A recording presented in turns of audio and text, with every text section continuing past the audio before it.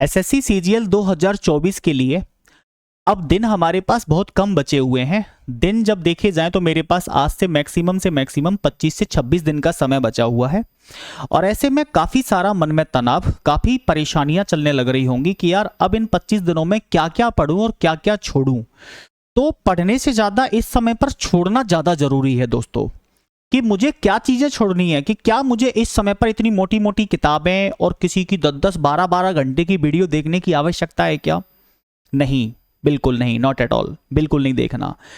आज मैं आपसे इस वीडियो में बात करने वाला हूं कि सीजीएल 2024 के लिए हमारे पास एग्जाम डेट 9 सितंबर से लेकर के 26 सितंबर तक है। हमारे पास समय बहुत कम बचा हुआ है और मैं आज आपको कंप्लीट इस वीडियो के माध्यम से मैथ्स की पूरी स्ट्रेटजी बताने वाला हूं कि मैथ्स में आपको किस टॉपिक का कितना वेटेज रहता है। उसके हिसाब से आप अगर पढ़ेंगे 100% अभी भी आप 20 से 25 दिनों में अपनी हारी हुई बाजी को 100% जीत जाओगे। 100% जीत जाओगे और ये बाजी पर नाम सिर्फ आपका लिखा है, आप ही जीत कर जाओगे। 17,727 पदों में से मुझे आपके लिए एक पद दिखाई दे रहा है, बस आपको नहीं दिखाई दे रहा, आपको भी देखना है। मैं कह रहा हूं मेरी बताई हुई स्ट्रेटजी से अगर आपने इस वीडियो को देखने के बाद और अगर आपने मेरे शेड्यूल को फॉलो कर दिया, डेफिनेटली 17,727 में से एक पद आपका है। नमस्कार दोस्तों, मेरा नाम है वीके सिंह, आप सभी का स्वागत है VK Singh maths YouTube channel पर। आज इस वीडियो में मैं बात करने वाला हूं आप सभी से कि मैथ्स की क्या स्ट्रेटजी रहती है और मैथ्स में क्या क्या इंपॉर्टेंट टॉपिक है और क्या क्या हमें पढ़ना है, क्या क्या हमें छोड़ना है। ठीक है, जहां सीजीएल 2024 के लिए हमारी एग्जाम डेट अगेन रिपीट कर देता हूं, 9 सितंबर से लेकर के 26 सितंबर तक हमारा एग्जाम होना है। टोटल वैकेंसी है हमारे पास 17,727। इसके लिए टोटल फॉर्म जो भरे गए हैं, एसएससी ने टोटल जो आवेदन लिए हैं वो है 36,73,000। आरटीआई की रिप्लाई के अनुसार ये चीज़ हमें पता लगी है। अब मुझे ऐसा देखना है कि भाई मैं लास्ट 25 डेज में मैथ्स में क्या कुछ ऐसा कर जाऊं कि जिससे कि मेरा टारगेट 50 आउट ऑफ 50 अचीव हो जाए, और कैसे मैं मैथ्स को 25 डेज में स्ट्रॉन्ग करके 100% स्कोरिंग करूं। ठीक है, तो देखो वो समय तो चला गया अब कि जब आप मोटी मोटी किताबें पढ़ो, मोटा मोटा प्रैक्टिस सेट मारो, वो तो समय चला गया अब कि आप किसी टीचर की लगातार रिकॉर्डेड वीडियो देख रहे हो या कोई कोर्स परचेज करने लग रहे हो। और अगर ऐसे में आप किसी की वीडियो देखने लग रहे हो और कोर्स परचेज करने लग रहे हो तो आपसे बड़ा कोई मूर्ख व्यक्ति नहीं है। कड़वा है, सच बोल रहा हूं, लेकिन हो सकता है आपको गलत लग रहा हो, इसके लिए सॉरी, हाथ जोड़कर आप सभी से माफी। ऐसे में कोई वीडियो देखने की आवश्यकता नहीं है, ना कोई मोटी मोटी किताबें सॉल्व करने की आवश्यकता है। और ऐसे में भी आप अगर कोर्स परचेज कर रहे हो 20-25 दिनों के लिए तो आपसे बड़ा कोई भी अज्ञानी मूर्ख व्यक्ति इस दुनिया में नहीं होगा। मैं जो बता रहा हूं इस स्ट्रेटजी के साथ अगर आपने पढ़ लिया, 100% आपका सिलेक्शन तय है और आपके सिलेक्शन को दुनिया की कोई ताकत नहीं रोक सकती। जैसे कि आप सभी को पता है मैं मैथमेटिक्स पढ़ाता हूं, तो मैं मैथ्स की स्ट्रेटजी आप सभी के सामने लेकर के आया हूं और मैंने भी खुद ने AIR 47 अचीव किया है।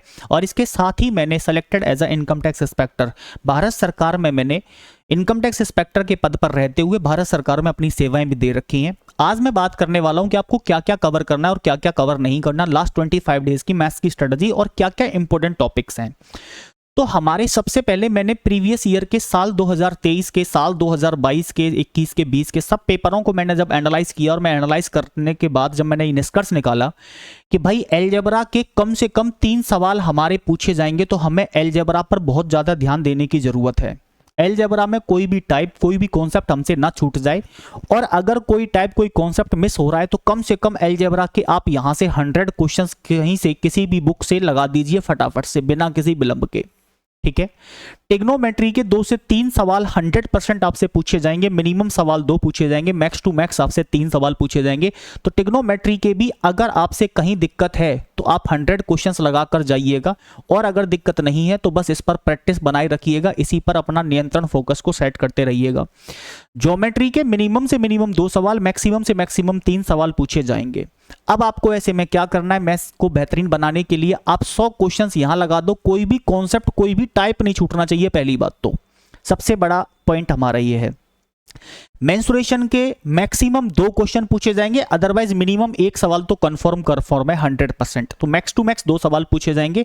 तो मेंसुरेशन के भी आप 100 सवाल लगा करके चले जाते हो तो आप 100% मैथ्स में स्कोर कर सकते हो मेंसुरेशन के साथ में। DI के 2 सवाल 100% पूछे जाएंगे, ये बात एकदम 100% कंफर्म है। ठीक है। और डीआई एक ऐसा चैप्टर होता है जिसमें आप अपने मार्क्स को अचीव कर सकते हो, अपने मार्क्स को ला सकते हो। इसके बाद मैंने क्या देखा, मैंने देखा दोस्तों अर्थमेटिक मैथ्स में सबसे ज्यादा इंपॉर्टेंट टॉपिक जो है मेरा वो है time and work. Time and work के 3 क्वेश्चंस 100% पूछे जाएंगे, कम से कम 3 पूछे जाएंगे, अदरवाइज 4 क्वेश्चंस आपकी शिफ्ट में देखने को मिल सकते हैं। तो आपको टाइम एंड वर्क के सारे टाइप, सारा कॉन्सेप्ट आना चाहिए। टाइम एंड वर्क का कोई भी टाइप आपसे छूटना नहीं चाहिए। जहां मैं बात करूं आपसे टाइम एंड डिस्टेंस के लिए, टाइम एंड डिस्टेंस के कम से कम 2 सवाल आपके पूछे जाएंगे, तो टाइम एंड डिस्टेंस पे भी आपका फोकस सेट होना चाहिए। अब मैंने प्रत्येक क्वेश्चंस, प्रत्येक चैप्टर को चैप्टर वाइज लिखा और चैप्टर के साथ मैंने क्वेश्चंस भी अटैच किए हैं। तो इसके साथ आप एक अपना अंदाजा लगा सकते हो कि सर मैं कैसे, कौन कौन से टॉपिक मुझे पढ़ने हैं, किन टॉपिक्स को पढ़ करके मेरे स्कोरिंग टॉपिक है जिनकी सहायता से मैं अपना मैथ्स में 100% स्कोर कर पाऊं। ठीक है। इसी के साथ अदर सब्जेक्ट्स की स्ट्रेटजी भी आप फॉलो करेंगे तो 100% अभी भी आप एग्जाम को निकाल सकते हो, अभी कुछ बना बिगड़ा नहीं है। मैं बात करूं प्रॉफिट लॉस की, तो प्रॉफिट लॉस के मिनिमम 1 सवाल, मैक्सिमम 2 सवाल पूछे जाएंगे, तो प्रॉफिट लॉस पे मुझे ध्यान देने की आवश्यकता है। मैं बात करूं आपसे नंबर सिस्टम में, तो नंबर सिस्टम में डिविजिबिलिटी से क्वेश्चंस आते हैं, तो आपको नंबर सिस्टम पढ़ के जाना है, डिविजिबिलिटी पे ज्यादा ध्यान दे लेना। 2 क्वेश्चंस नंबर सिस्टम के आएंगे ही आएंगे। सिंप्लीफिकेशन आपका पूछा जाएगा। सिंप्लीफिकेशन की अगर मैं बात करूं तो कम से कम 1 सवाल, मैक्स टू मैक्स 2 सवाल आएंगे, और इसमें भी जो सवाल आएंगे मेरे वो आएंगे बोर्ड मास वाले। तो मुझे बोर्ड मास के कम से कम 200 क्वेश्चंस की प्रैक्टिस कर जानी है मेरे भाई। ठीक है, बोर्ड मास की मुझे कम से कम 200 क्वेश्चंस की प्रैक्टिस कर जानी है, ये चीज का ध्यान रखिएगा।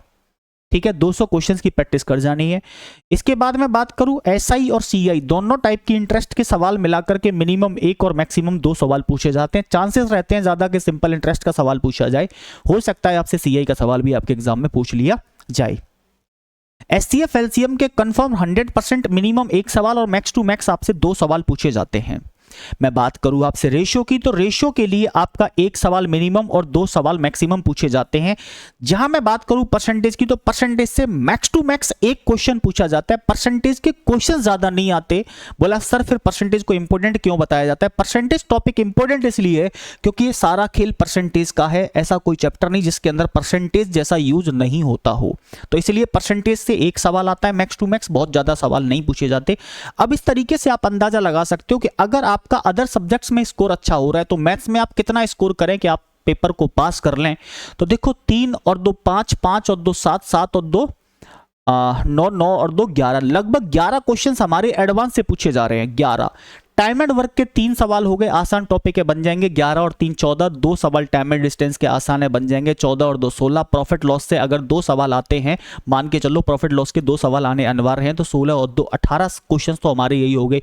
अब 18 क्वेश्चंस भी अगर मैं बना करके आता हूं फिर भी पास तो मैं हो ही जाऊंगा, अगर अदर सब्जेक्ट्स मेरे बहुत अच्छे हैं तो। ठीक है, तो आई होप कि मेरे द्वारा दी गई जानकारी को आपने बेहतरीन तरीके से सुना है और समझा है और इसको आप फॉलो करेंगे। इसका स्क्रीनशॉट ले लीजिएगा, स्क्रीनशॉट लेकर के तैयारी कीजिएगा, कहीं अपने वॉल पर चिपका दीजिएगा। टारगेट सेट कीजिएगा कि 100 questions algebra done, trigonometry 100 questions done, geometry के 100 क्वेश्चंस डन, मेंसुरेशन के 100 क्वेश्चंस डन, डीआई के 100 questions done, time and work के 100 क्वेश्चंस, टाइम एंड डिस्टेंस के 100 क्वेश्चंस टारगेट कीजिए, जिसमें सारे कॉन्सेप्ट और सारे टाइप आपके कवर हो जाए। 100% बेटा जीत आपकी सुनिश्चित है।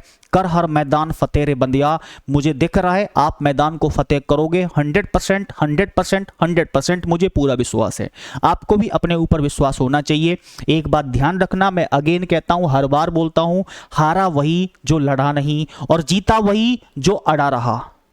यहां एक नई लाइन ऐड कर देता हूं, जीत उसी की हुई है जो अड़ा रहा है, जो अपने डिटर्मिनेशन के साथ में वहां खड़ा रहा कि ना ना मैं पीछे नहीं हटूंगा।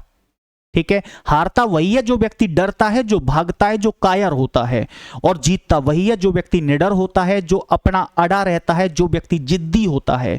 और ध्यान रखना, मंजिल इतनी आसानी से नहीं मिलती, मंजिल को पाने के लिए आपको जिद्दी बनना पड़ता है। उम्मीद है मेरे द्वारा दी गई जानकारी से आप पूर्णतः सहमत हैं, संतुष्ट हैं, और मुझसे किस प्रकार की हेल्प चाहते हैं वीडियो के एंड में कमेंट जरूर करिएगा। वीडियो पसंद आए तो लाइक करना और कुछ प्यार भरे 2 शब्द कमेंट में जरूर लिखिएगा। Thank you so much. जय हिंद।